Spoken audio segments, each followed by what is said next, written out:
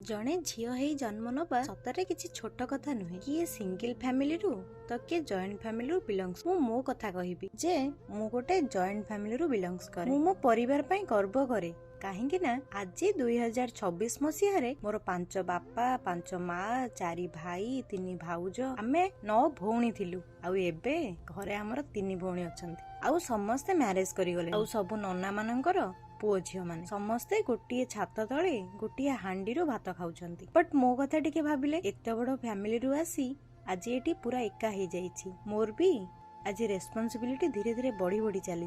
झील थिला बेले कौन खाइबी कौन पिंधिबी बास चिंता खाली सेतिकी रे सीमित थिला। किंतु आज कौन रोषेई हबो घर काम सब केमिति हबो केमिति पाठ पढ़ी पुणी जॉब करिवि सबु परे भी सासु घरे गोटे भल बहु स्वामींकर भल स्त्री हवा पई भी बहुत ट्राए करूची। घर छाड़ी आसीबा प्राय 1.5 वर्ष ही गलानी। मो फैमिली कहले केवल वीडियो कॉल माँ बापांकर अधिका जत्न नेउथुबा झीलटा आज एते दूर को पळै आसीसी जे खाली वीडियो कॉल छड़ा आउ किछि अन्य उपाय भी नाही। मोर गोटे पिउसी नानी जीए कि मते सबु कहंती मु काले ता भले देखिबाकू। से छोट बेलू मते झील करि नेथिला। छोट बेलू कुकुम लगेई बहु करिबाटू आरंभ करी पुणी बड़ हेई बेदीरे कन्यादान करिथिला। से जणे एमिति मनिष हमकु केबे फील करे देइनी से हमर पिउसी माँ बोली।